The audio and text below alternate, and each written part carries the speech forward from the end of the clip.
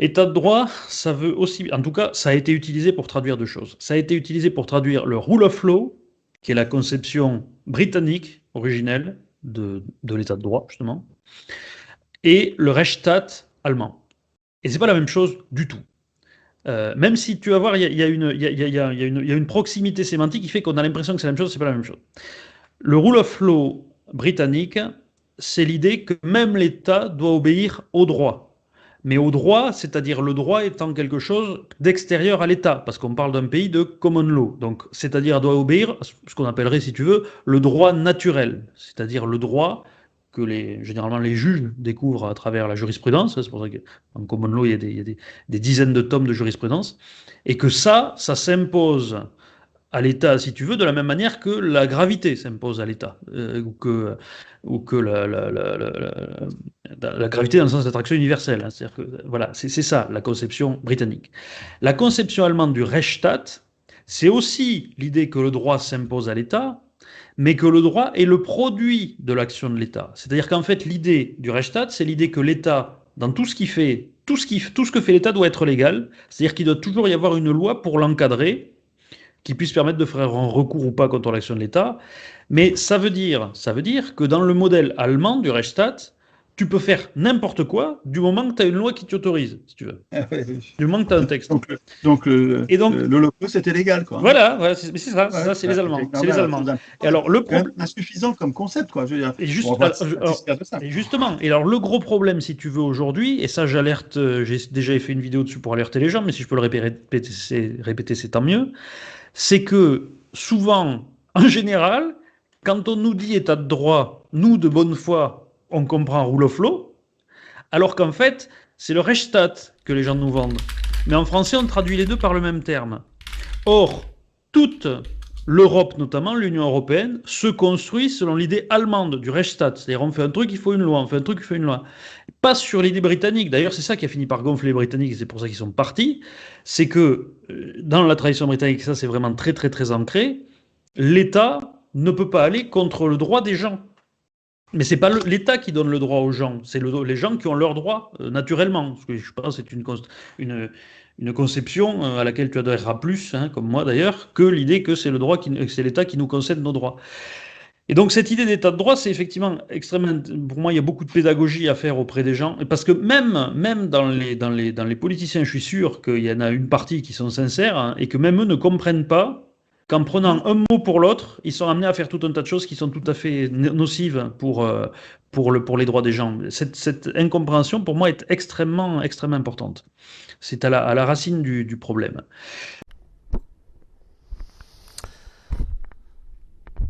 Donc, comme vous avez pu l'entendre, question du droit naturel et du droit positif. Et comme d'autres professeurs de droit que j'ai vus grâce à YouTube, on peut être professeur de droit ou être diplômé en droit et se poser encore la question. Dans notre pays. Je vais fermer la fenêtre parce qu'il y a un avion qui me dérange.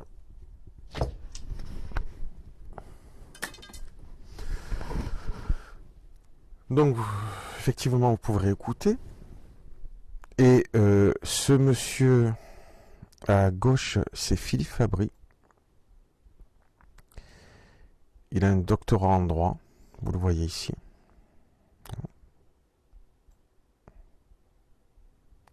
Philippe Fabry.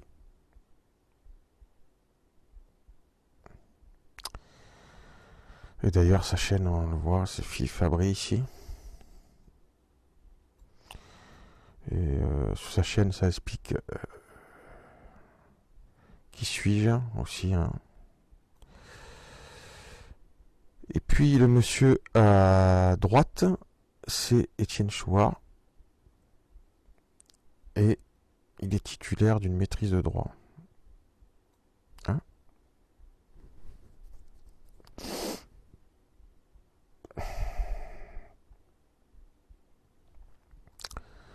Voilà, monsieur Fabry est carrément historien du droit. Donc c'est du haut niveau. Voilà.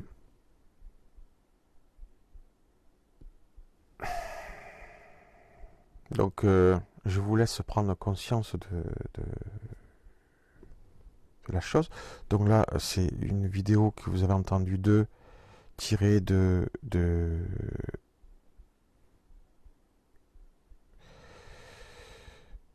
vidéo qu'ils ont fait avant-hier soir ensemble, hein, datée du 27 mai 2022.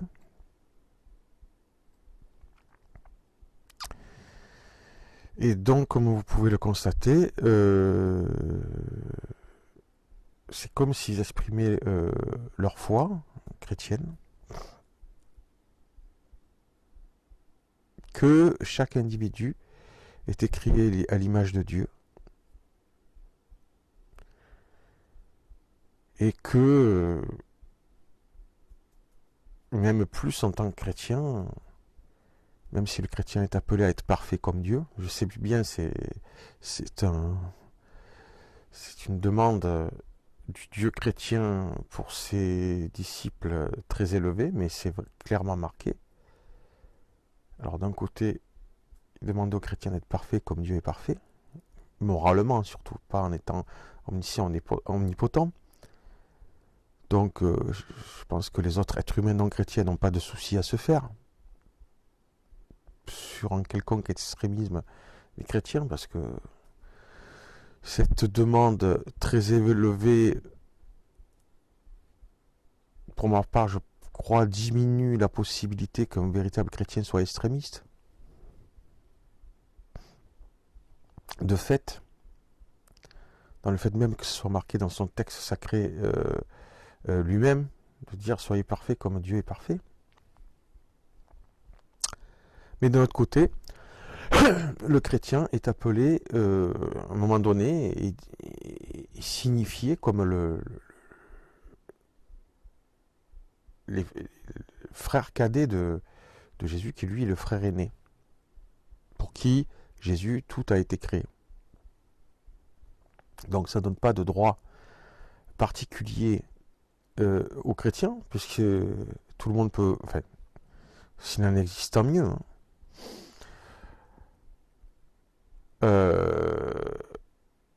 Des parfaits, je veux le dire. Chrétien 100% parfait, totalement parfait. Alors que, bon, les messages des évangiles et du Nouveau Testament, en tout cas, nous appellent le chrétien à, sincèrement, de toutes ses forces, à s'améliorer, pas en attendant d'ailleurs quelque chose en retour, mais à devenir parfait. Alors, pourquoi je dis tout cela ? Parce que quand même, par rapport aux fondamentaux, on a vu que ces deux personnes, un ayant une maîtrise de droit, l'autre étant docteur en droit et même historien du droit, se pose la question sur est-ce que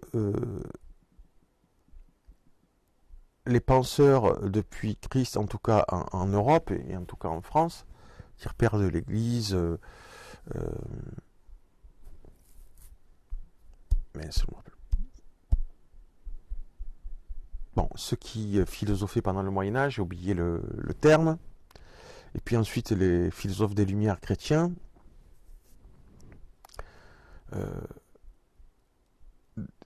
démontrent que notre base juridique, et moi je fais que 6 mois de droit, mais j'ai lu beaucoup de bouquins de droit, et même constitutionnels, que ce soit par rapport à la France et par rapport à d'autres pays ou dans le monde. Donc la question, est-ce que en France, je dis en Occident, en Europe, et là on va parler de la France, le droit est basé dans l'esprit sur le droit naturel ou sur le droit positif, et je viens de dire que tous ces penseurs qui nous ont amenés là où on est étaient croyants, souvent la plupart du temps chrétiens, évidemment, et que quand on fait des cours de droit, en tout cas moi, ce que j'ai fait que 6 mois, mais ça a été assez pour que je l'entende dire, dans un amphithéâtre où on donnait des cours de droit, que le christianisme a influencé de manière radicale, le judéo-christianisme a influencé de manière basique, fondamental, le droit. Donc évidemment, vous m'avez compris, la conclusion normale, même en France, c'est que le droit est-il positif ou naturel? Dans l'esprit, j'ai peut-être pas trop de temps pour le développer ici. Dans l'esprit, bien sûr,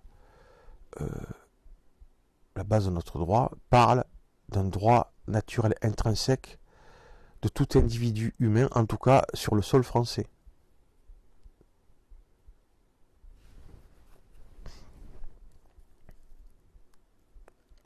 D'autant plus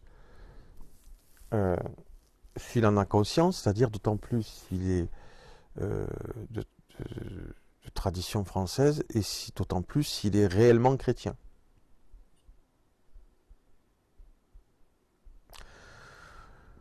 Pas parler des devoirs, les devoirs évidemment, ça veut rien dire. Quand tu parles de droits fondamentaux comme ça, pour toi, tu sais que tu les dois pour les autres, donc tu sais automatiquement que tu as des devoirs par rapport à ces droits-là, par rapport aux autres. Hein?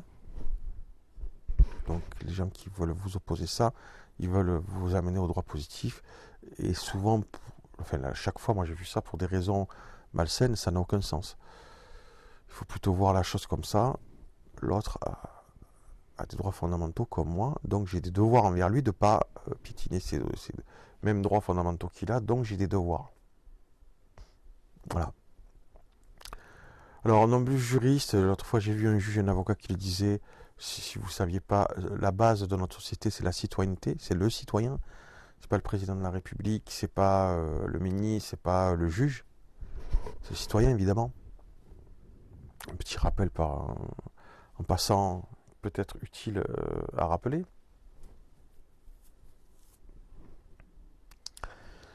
Donc, l'on peut voir en France, effectivement, Philippe Fabry, il a raison, il y en a qui ne sont pas clairs avec ça. Tout simplement parce que ils ont abandonné la foi, ou ils n'ont plus la foi. Ils essaient d'en tirer quand même dans une jouissance peut-être pas appropriée ou un peu trop totalitaire de ce que nous a légué cette foi-là, quelque part. Je parle pas de religion. Hein. On peut voir que certains pères de l'Église, comme saint Thomas d'Aquin, avec certains philosophes des Lumières, donc là, plutôt de tradition catholique, saint Thomas d'Aquin, philosophe des Lumières de tradition luthérienne, avaient le même esprit par rapport à ces choses-là.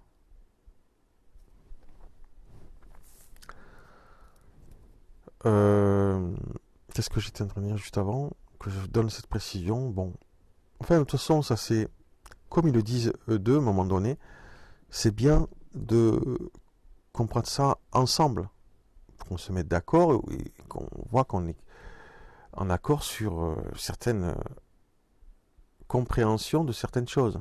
Donc, si je donne des choses importantes, si c'est pas tout à fait accompli ce que je suis en train de vous dire, ben c'est ça qui est important pour moi, encore plus, parce que moi, c'est clair,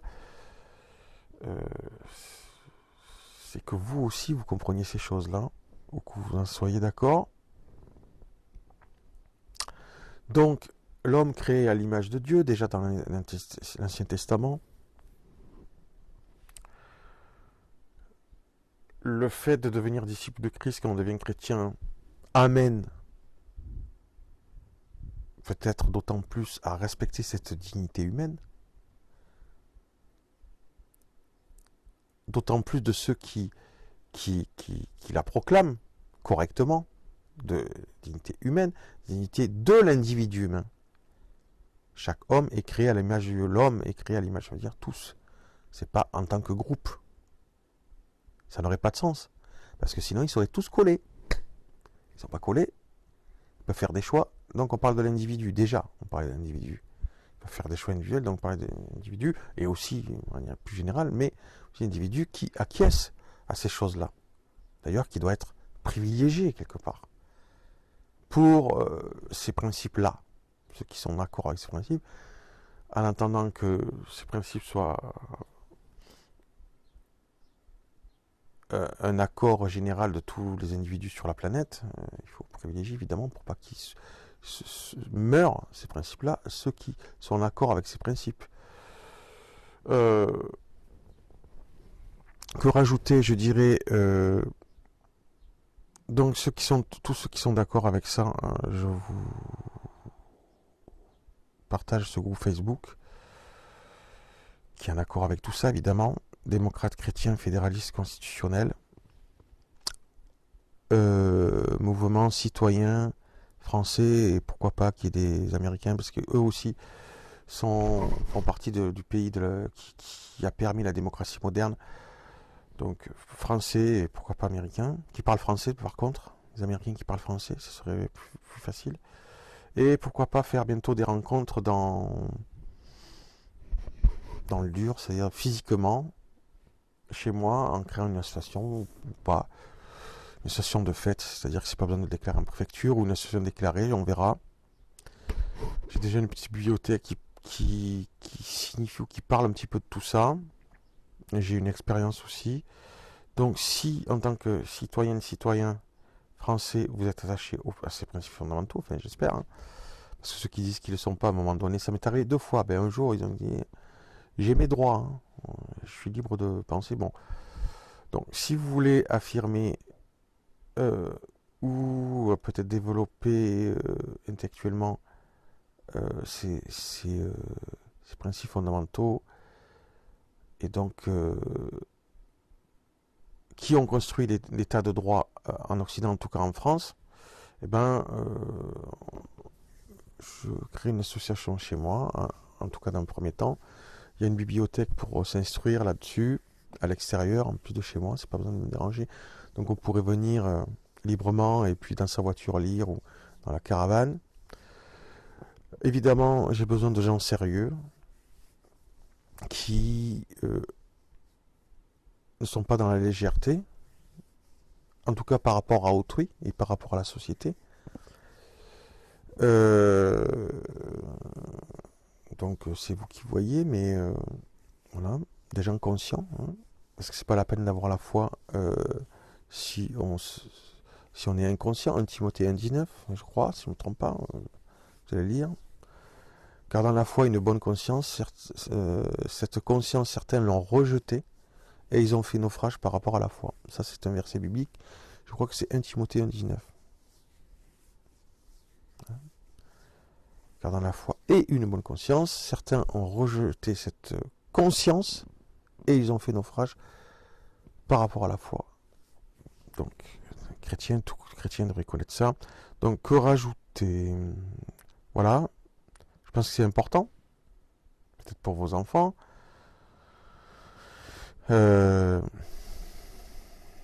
Alors, juste pour signifier, et je suis plutôt d'accord que ce parti politique existe.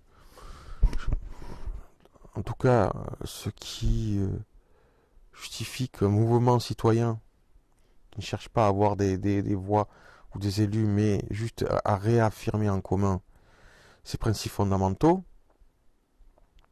Il faut savoir que l'Union démocrate musulman français est un parti politique en France musulman qui depuis 2012 a participé à plusieurs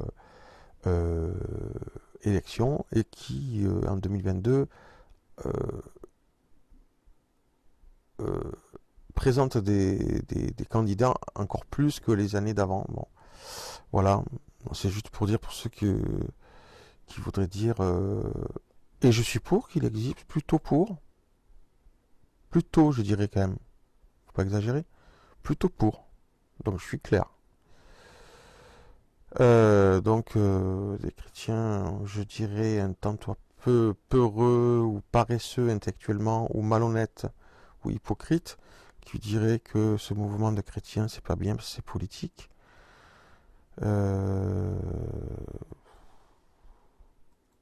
Alors qu'il est que là pour affirmer ou réaffirmer des choses fondamentales dans notre pays et qui n'envoyera pas certainement des candidats à des élections, ce serait un petit peu orgueilleux et de dire ça, puisque depuis plusieurs années, il y a un parti qui se dit musulman, avant d'être français, qui présente des candidats aux élections en France.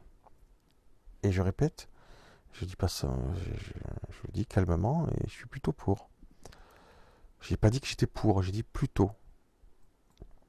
En tout cas, je suis pas pour l'empêcher d'exister. Donc, je vois pas pourquoi des chrétiens empêcheraient d'exister quelque chose qui est, pour l'instant, au niveau embryonnaire, on n'est que 5 membres. Mais voilà. Donc, pour ceux qui veulent aller plus loin et qui n'ont pas lu certains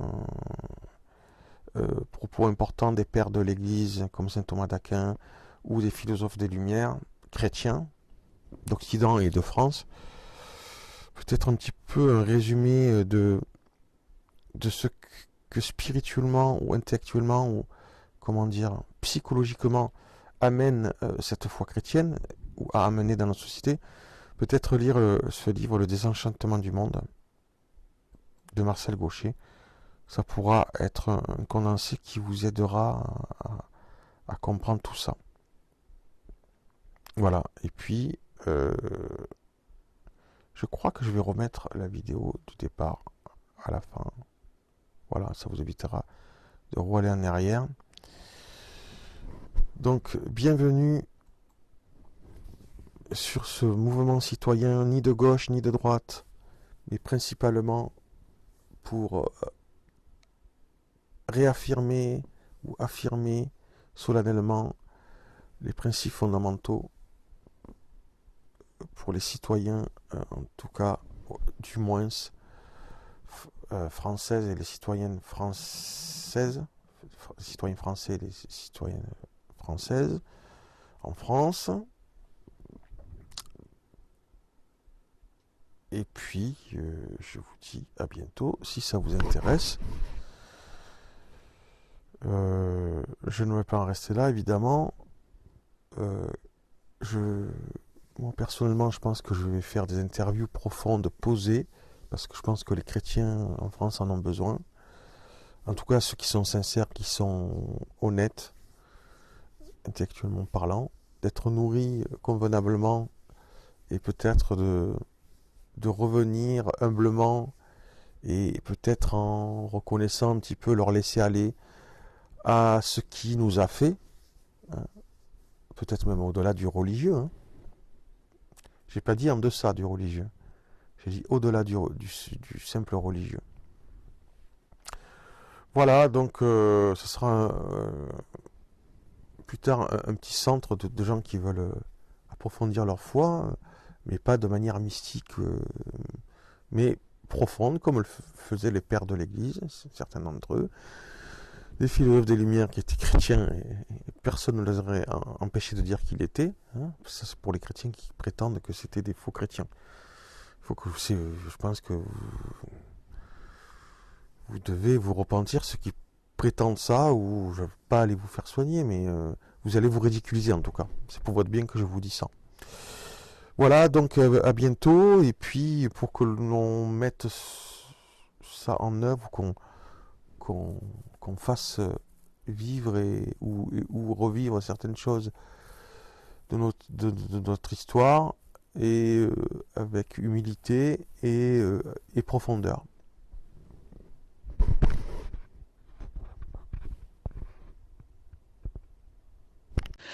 État de droit, ça veut aussi, en tout cas, ça a été utilisé pour traduire deux choses. Ça a été utilisé pour traduire le rule of law, qui est la conception britannique originelle de l'état de droit, justement, et le Rechtsstaat allemand. Et c'est pas la même chose du tout. Même si tu vas voir, il y a une proximité sémantique qui fait qu'on a l'impression que c'est la même chose, c'est pas la même chose. Le rule of law britannique, c'est l'idée que même l'État doit obéir au droit. Mais au droit, c'est-à-dire le droit étant quelque chose d'extérieur à l'État, parce qu'on parle d'un pays de common law. Donc, c'est-à-dire doit obéir à ce qu'on appellerait, si tu veux, le droit naturel, c'est-à-dire le droit que généralement les juges découvrent à travers la jurisprudence. C'est pour ça qu'en common law, il y a des dizaines de tomes de jurisprudence, et que ça s'impose à l'État, si tu veux, de la même manière que la gravité s'impose à l'État, ou que la gravité dans le sens d'attraction universelle. Hein. C'est-à-dire que, voilà, c'est ça la conception britannique. La conception allemande du Rechtsstaat, c'est aussi l'idée que le droit s'impose à l'État, mais que le droit est le produit de l'action de l'État. C'est-à-dire qu'en fait, l'idée du Rechtsstaat, c'est l'idée que l'État, dans tout ce qu'il fait, tout ce que fait l'État doit être légal, c'est-à-dire qu'il doit toujours y avoir une loi pour l'encadrer, qui puisse permettre de faire un recours ou pas contre l'action de l'État. Mais ça veut dire que dans le modèle allemand du Rechtsstaat, tu peux faire n'importe quoi du moment que tu as une loi qui t'autorise, si tu veux. Du moment que tu as un texte. Donc l'Holocauste, c'était légal, quoi. Voilà, c'est ça, c'est les Allemands. C'est les Allemands. Et alors, le problème insuffisant comme concept, quoi. Je veux dire, et justement, et alors le gros problème, si tu veux, aujourd'hui, et ça j'alerte, j'ai déjà fait une vidéo dessus pour alerter les gens, mais si je peux le répéter, c'est tant mieux, c'est que souvent, en général, quand on nous dit état de droit, nous, de bonne foi, on comprend rule of law, alors qu'en fait, c'est le Rechtsstaat que les gens nous vendent. Mais en français, on traduit les deux par le même terme. Or, toute l'Europe, notamment l'Union européenne, se construit selon l'idée allemande du Rechtsstaat. C'est-à-dire, on fait un truc, il faut une loi, on fait un truc, il faut une loi. Pas sur l'idée britannique. D'ailleurs, c'est ça qui a fini par gonfler les Britanniques, et c'est pour ça qu'ils sont partis. C'est que, dans la tradition britannique, ça c'est vraiment très très très ancré, l'État ne peut pas aller contre le droit des gens. Mais c'est pas l'État qui donne le droit aux gens, c'est les gens qui ont leur droit, naturellement. Parce que je pense que c'est une conception à laquelle tu adhéreras plus, hein, comme moi d'ailleurs, que l'idée que c'est c'est l'État qui nous concède nos droits. Et donc cette idée d'état de droit, c'est effectivement extrêmement... Pour moi, il y a beaucoup de pédagogie à faire auprès des gens. Parce que même dans les politiciens, je suis sûr qu'il y en a une partie qui sont sincères, hein, et que même eux ne comprennent pas qu'en prenant un mot pour l'autre, ils sont amenés à faire tout un tas de choses qui sont tout à fait nocives pour les droits des gens. Cette incompréhension, pour moi, est extrêmement, extrêmement importante. C'est à la racine du problème. Bon, donc comme vous l'avez compris, je rajoute juste ça, c'était pas prévu. Pour bien comprendre le droit en France, en fait, il faut avoir la foi, en fait. Et c'est ce qu'on a perdu. Je dis, et je parle pas de n'importe quelle foi, la foi chrétienne qui ne peut imposer quoi que ce soit à autrui. Sinon, il faut être fou, quoi. Être chrétien, vouloir imposer quoi que ce soit. Et sa foi aux autres, c'est être fou, effectivement, oui. Parce que quand tu étudies en son ensemble la Bible et que tu cherches les raisons de ce texte sincèrement et que tu réfléchis sincèrement, profondément, et que tu connais sur le bout des doigts le Nouveau Testament, d'ailleurs j'ai pas parlé du droit des femmes et des enfants qui était affirmé dans ce texte. On le voit à l'époque de l'Antiquité, ce qui n'était pas le cas ni à Rome ni en Grèce, sur les femmes et les enfants. Bon. Mais voilà, évidemment, les pères de l'Église qui étaient quelque part aussi juristes sous certains aspects, et puis les philosophes des Lumières, chrétiens, avaient la foi. Ils n'étaient pas chrétiens juste par... Donc je ne vais pas développer plus, on le développera ensemble sur ce mouvement citoyen que je vous ai présenté. Et puis voilà, mais ceux qui ne sont pas interpellés par ça, par ce que je viens de vous montrer, ce 29 mai 2022, c'est pas méchant, hein, mais j'ai qu'une vie, donc je peux pas m'occuper de tout le monde. Vous ne m'intéressez pas, c'est-à-dire en tant qu'humain, oui, bien sûr, je vous aime comme Dieu me le demande, etc. Il n'y a pas de souci. Mais que ça ne vous interpelle pas, vraiment, je vous regretterai pas hein, si vous venez pas faire partie de ce mouvement citoyen, démocrate chrétien, fédéraliste constitutionnel, parce que j'ai besoin, personnellement, c'est peut-être une honte ou pas très sympathique, mais j'ai besoin de gens sérieux. Voilà.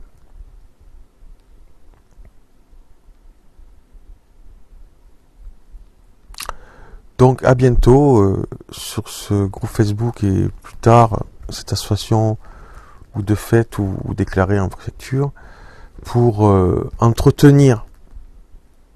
Tout à l'heure j'ai parlé de réaffirmer, affirmer ou surtout entretenir cette chose-là, que vous le voyez par vous-même. Et il y en a d'autres, hein. Sur YouTube, j'ai vu quelqu'un qui a fait des études de droit qui n'était pas clair avec ça, parce qu'il manque de foi. Je parle pas de religion, hein. Foi par rapport au Christ, par rapport au christianisme, je parle pas de la religion pentecôtiste ou catholique, etc., etc. Mormone, voilà. Petit rajout que j'espère avoir été utile pour me faire comprendre et faire comprendre le tout en même temps.